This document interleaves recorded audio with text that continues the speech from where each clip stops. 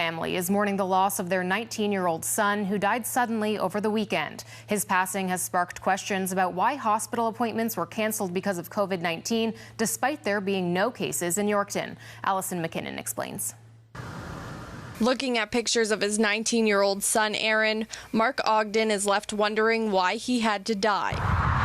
Him when he was younger. Aaron was in an accident back in December, which left him with a stent in his heart. Everything was going well. Now, when he had that stent, the doctors had said that we're going to have to keep a close eye on him.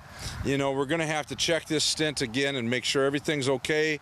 And so we'll give him a CT scan probably in June. Now, the appointment was supposed to happen here at the Yorkton Regional Health Center, but because of COVID-19 regulations, it was canceled. And as the months went on, it was never rebooked. Aaron had recently moved to Calgary and decided to go for a run last Thursday morning, but that's when things took a turn for the worse. A blood clot was actually forming on the stent that was at his aorta. It's quite a large blood clot. It's like the size of a small garden hose, and this was closed off so much that it was down to like just the tip of your ink pen. Aaron was quickly rushed to the hospital, but when doctors opened him up, they discovered his organs were filled with blood. 45 hours later, he died. There's a good chance something might have been showing back in June.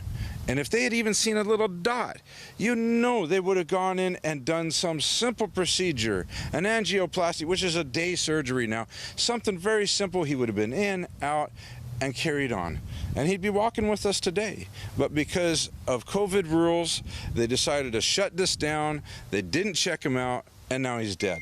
The Ogden family is calling on the Saskatchewan Health Authority to try to save others who may be in a similar situation. If we could point out that maybe there's appointments that aren't being made, perhaps there's a backlog due to earlier closures, that this needs to be dealt with. And yeah, my heart would break to hear this story happen to somebody else. The SHA says it can't comment on this specific situation, but did offer its condolences to the family. The health authority also says emergency and urgent patients are the priority for services, including diagnostic imaging. And priority is based on physician evaluation in consultation with the patient. A review is currently underway to determine what happened in Aaron's case. As I've told the investigator, if I don't find any satisfaction, I'm not going to stop pushing. Allison McKinnon, CTV News in Vermey.